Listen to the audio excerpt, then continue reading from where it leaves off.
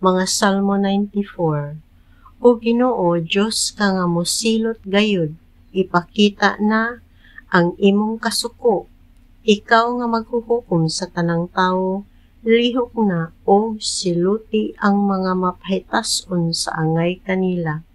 Hangtod kanus aba maghudya ka ang mga dautan, hangtod kanus aba o Ginoo, hangtod kanus mapahitason ang mga makasasala o manghambog sa ilang mga kasalanan.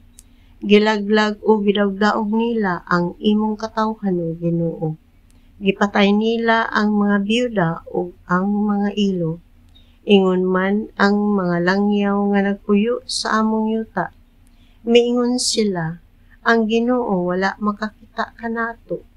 Wala masayod ang Diyos sa Israel.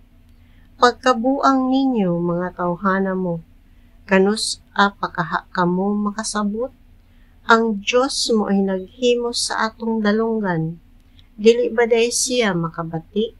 Siya ay nagbuhat sa atong mata. Dili ba day siya makakita? Siya ay nagbadlong sa mga nasod. Dili ba day siya musilot kanila? Siya ang magtutudlo sa tanang tawo. Wala ba di ay siya ay kahibalo?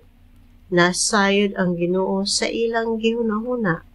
Nasayod siya sa pagkawalay hinungdan sa ilang mga katarungan. O Ginoo, bulahan ang tawo nga imong gitudluan, ang tawo nga imong gitudluan sa imong balaod. Gipapahulay mo siya sa mga adlaw sa kasamok, hangtod nga ikalubong ang mga dautan. Dili biyaan sa Ginoo ang iyang katawhan, dili niya pasagdan ang mga iyaha. Ang hustisya makaplagan pag-usab diha sa mga hukmanan ug muuyon niini ang tanang matarong. Kinsay mulaban kanako batok sa mga dautan?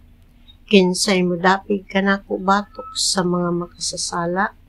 Kung wala pa ako tabangi sa Ginoo, dugay na unta akong nahiadto sa yuta sa kahilom. Miingon ako, nag-anam ako kahulog, apan gisapnay mo ako Ginoo sa gugma mong walay paglubad. Kung mabalaka o maguol ako, lipayon mo ako. Wala kay kalabutan sa mga hiwing maghuhukom, nga nagpatuo nga sila subay sa balaod, apan dili di ay.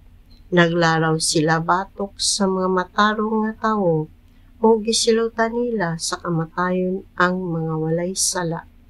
Apan ang Ginoo manalipod kanako, ang akong Diyos mulaban kanako. Silutan niya sila sa ilang pagkadautan, ug laglagon sila tungod sa ilang mga sala. Laglagon sila sa Ginoo nga atong Diyos.